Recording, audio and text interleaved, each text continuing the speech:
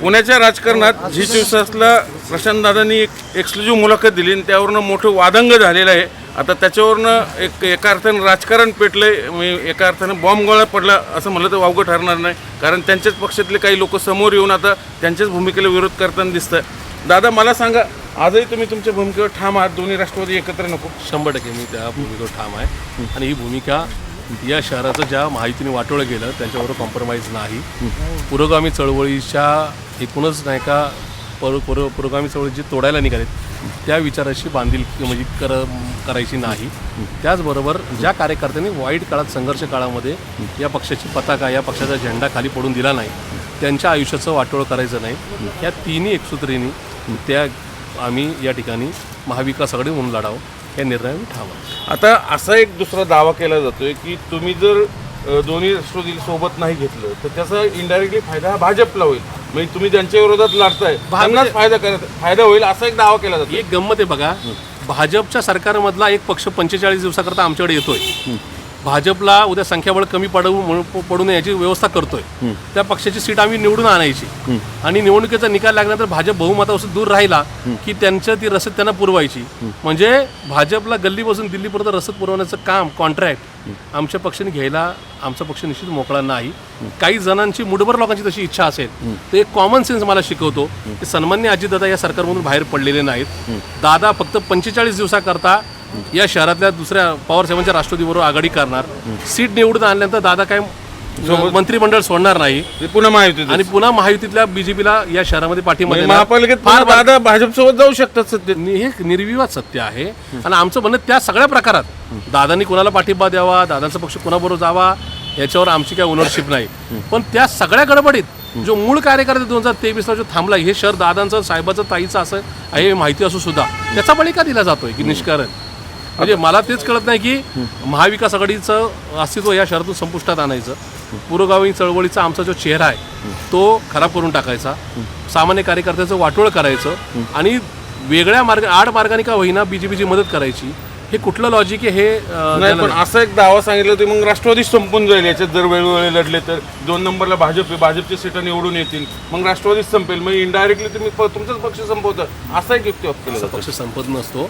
अशा पक्षाचे कार्यकर्ते जे कुठल्या जाती धर्माचा असू द्यात किंवा सामान्य असू द्या किंवा अति श्रीमंत असू द्यात, तो त्याच्या परीने कामकाज करत असतो. असं कुणाच्या या सगळ्या नाही का गडबडीमुळं किंवा एखाद्या 2 पक्ष एकत्रित आले नाही म्हणून अशा प्रकारचं होत नाही. किंवा माझा दावा आहे, माझ्याकडे आकडेवारी जी आदरणीय पवारसाहेबांसमोर मी मांडणार आहे, त्याच्यामध्ये त्या राष्ट्रवादीबरोबर गेलो तर आमच्या सगळ्याच महत्त्वाच्या कार्यकर्त्यांची नाही का धुळदाण होणार आहे. पडेल जागा आम्हाला घ्याव्या लागणार आहेत आणि या सगळ्या प्रोसेसमध्ये आम्ही मे बी 10चा आकडा पण गाठू शकणार नाही, हा माझा दावा आहे. आणि असं जर मौयासोबत राहिलं तुमचं किती राहिलं? आम्ही निश्चित नाही का 30चा आकडा क्रॉस करू. म्हणजे साधारणतः 36, 40, 45 या आकड्यांपर्यंत नक्की जाऊ शकतो. तशा प्रकारचे इच्छुक उमेदवार आमच्याकडे आहेत. त्याचबरोबर महाविकास आघाडीला मानणारे जे मतदार आणि महायुतीच्या कारभाराला कंटाळलेले जे मतदार आहेत ते आमच्यावर नक्की राहतात. आता समजा तुमची जी भूमिका आहे, दोन्ही राष्ट्रवादी एकत्र आलेच वरिष्ठांच्या आदेशानुसार, तर मग काय? मी कालच सांगितलं, असाच प्रसंग जर आला तर पुणेकरांच्या नजरेतून उतरायचं नाही, कार्यकर्त्यांचे शिव्याशाप खायचे नाही आणि महायुतीला मी सरेंडर गेलो अशा प्रकारचं पुढच्या 25 वर्षाकरता माझी स्वतःची प्रतिभा करायची नाही.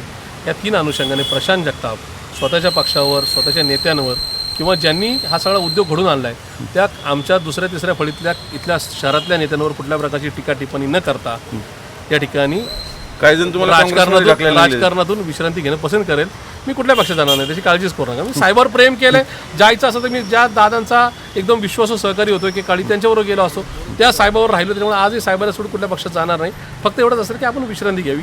एवढी जर राजकारणातली नाही का चुकीची नाही का चिखलातली नाही का नुरा कुस्ती चालू असेल तर मग आपण थांबू. मला चक्रवात अडकवलं जाते बिलकुल नाही, पक्षांतर्गत नाही. असं आहे, पक्षांमध्ये एखादा दुसरा कार्यकर्ता अडचणीत असू शकतो, त्याला त्या राष्ट्रवादीची मदत घेतल्याशिवाय आपला करिअरच घडवता येत नसेल तर त्याची तिथली स्थानिक भूमिका मी समजू शकतो. पण त्याची त्या प्रभागातली स्थानिक भूमिका म्हणजे पक्ष नाही. पक्ष म्हणून आम्ही ह्या पक्षाला 24/7 मागची 4.5 वर्ष वेळ दिलेला आहे, त्याच्या सतत कष्ट घेतले. त्याच्यामुळं ह्या कष्टाचं पाणी होणार नाही याची काळजी एक शहराचा अध्यक्ष म्हणून या सगळ्या कार्यकर्त्यांचा एक पालक म्हणून मी नक्की घेईन.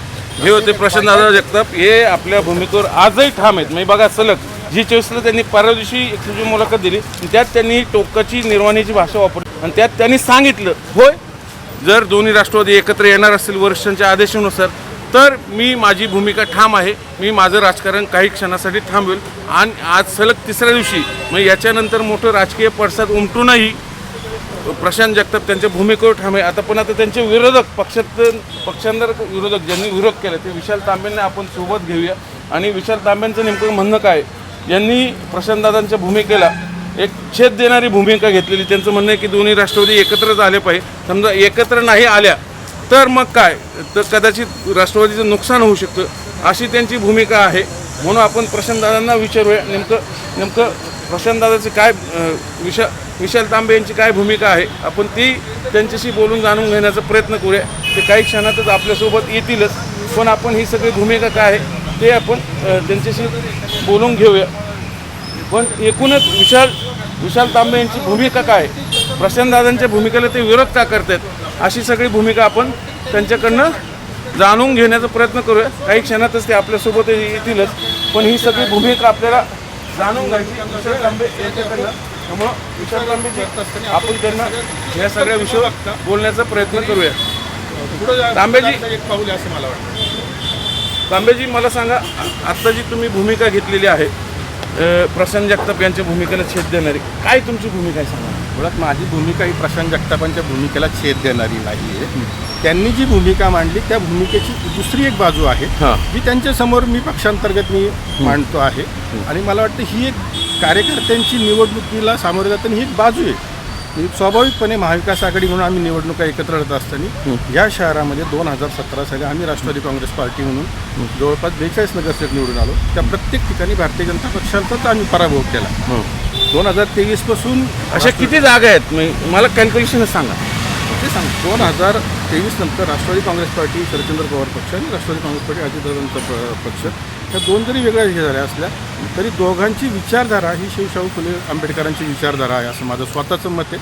आणि हा जो काही विचार मांडतोय हा आम्ही आमच्या पक्षांतर्गत मांडतोय, हा कुठल्या पब्लिक प्लॅटफॉर्मवर किंवा दोन्ही राष्ट्रवादी एकत्र यावेत अशी तुमची ठाम. आम्ही म्हटलं निवडणुकांसाठी आम्ही युती करू, एकत्र यावेत हा वरिष्ठांचा निवडणुकीतली ही भूमिका काही पण ते तर अगदी टोकाची भूमिका घेते त्याच्यावर. तो ठीक आहे, ते अध्यक्ष म्हणून त्यांना काय म्हणायचं किंवा त्यांचं आहे. पण मला वाटतं की शेवटी असं असतं की कुठल्या निर्णय प्रक्रिया होत असताना त्याला दोन्ही तिन्ही अँगल्स असतात. त्या सगळ्या गोष्टींवर पक्षांतर्गत चर्चा झाली पाहिजे आणि त्याच्यानंतर हा सगळा निर्णय वरिष्ठांकडे पाठवला. आदरणीय पवारसाहेब, आदरणीय सुप्रियाताई, आदरणीय शशिकांत शिंदे त्यांच्याकडे पक्ष जो वरिष्ठ निर्णय घेतील तो आम्हाला सगळ्यांनाच मान्य असेल. त्यांचं म्हणणं आहे की भाजपला पूरक अशी भूमिका आहे. दादा उद्या पुन्हा भाजपसोबत जातील महापालिका निवडणुकीत. मी काय म्हणतो की आता वेगळे जरी लढले तरी भाजपला पूरकच आहे. कसं? कारण मी तेच सांगतो, ज्या 42 जागांवर आम्ही निवडून आलो त्या ऑलमोस्ट 30 ते 35 जागांवर आम्ही भारतीय जनता पक्षालाच हरवलेलं आहे. आणि ह्या स्प्लिटचा फायदा हा स्वाभाविकपणे त्यांना होणार आहे पहिला. त्यामुळे ह्या सगळ्या गोष्टींचा विचार परिस्थिती बघून, निवडणुकींची प्रक्रिया बघून, प्रभाग रचना, तिथं असणारे कॅन्डिडेट्स, तिथं असणारी एकंदर मतदारसंख्या, लोकसभा विधानसभेमध्ये झालेले मतदान, तिथले ब्लॉक्स, या सगळ्या आकडेवारीचा विचार करून ह्या भूमिकेवर जावा. थोडक्यात तुम्ही सोबतही राहिले आणि विरोधात राहिले, भाजपचाच फायदा होतोय असं दिसतंय. हे बघा, आम्ही निवडणुका आमच्या पक्षाच्या निवडणुकीच्या भूमिकेवर बोलतोय, महाविकास आघाडीच्या भूमिकेवर बोलतोय. आणि एकत्र येऊन जर आमचा स्वाभाविकपणे सगळ्या पक्षांचा निवडणुकीतला अजेंडा किंवा प्रमुख पक्ष ज्याच्याशी आम्ही निवडणूक करतो भारतीय जनता पक्ष आहे. त्यामुळे आमची लढाई त्यांच्याशी. मग विचारधारेचं काय? स्वाभाविकपणे विचारधारा आमची आहे किती. आम्ही विचारधारा सोडले नाही, पुरोगामी विचारधारा आम्ही आजही बांधलेला आहोत. म्हणतो तुम्ही इनडायरेक्टली भाजपला फायदा होईल या सगळ्या गोष्टी झाल्या. असं काही नाही, आमची विचारधारा ही आजही तीच आहे आणि कायम तीच आहे. पुरोगामी विचारधारा ही कायमच जपलेली आणि ती. तुम्हाला वाटतं दादांसोबत जावं? कार्यकर्त्यांची भूमिका आहे, शेवटी निवडणूक आहे, निवडणुकीचं एक स्वतःचं एक तंत्र आहे. त्या गोष्टीचा पक्षाच्या वास्तुस्तावर हे सगळ्या गोष्टी मांडणार निश्चितपणे पक्षाच्या मिटिंगमध्ये या गोष्टी मांडणार आम्ही. तर हे होते विशाल तांबे, हे स्थायी समितीचे माजी अध्यक्षही राहिलेले आहेत. म्हणजे बघा, अजित पवारांच्या राष्ट्रवादीसोबत जावं यासाठी पवार गटामध्येच 2 मतप्रवाह, आता मी तर म्हणतो मतप्रवाहाचे पुढे गेलेले दिसत आहे मला. या सगळ्या गोष्टी 2 गट पडलेले दिसतात. त्यामुळे आता पवारसाहेब आणि सुप्रियाताई काय निर्णय घेत आहेत, कारण अध्यक्षाने तर भूमिका जाहीर केली, जर दोन्ही राष्ट्रवादी एकत्र आले तर मी माझं राजकारण थांबवेल. आणि दुसरीकडं विशाल तांबे म्हणतात की नाही, दोन्ही राष्ट्रवादींनी एकत्रच आलं पाहिजे. म्हणजे अध्यक्षांच्याच भूमिकेला म्हणजे एका अर्थाने छेद देणारी भूमिका त्यांनी मांडली आणि पक्षांतर व्यासपीठावर मांडली, हे सर्वात महत्त्वाचं आहे. त्याच्यामुळं आता बघूया वरिष्ठ काय निर्णय घेतात. पण एकूणच जी 24 तासला जी पहिली मुलाखत प्रशांत जगताप यांनी दिली त्याच्यावरनं पुण्याच्या राजकारणात एक मोठं वादंग निर्माण झालेलं आहे असं म्हणलं तर वावगं ठरणार नाही, कारण आता त्याचे पडसाद एक एक करून पुढं समोर येताना दिसतं. व्हिडिओ जर्नलिस्ट नितीन सांडभोरसह चंदन फुंदे, झी मीडिया, पुणे.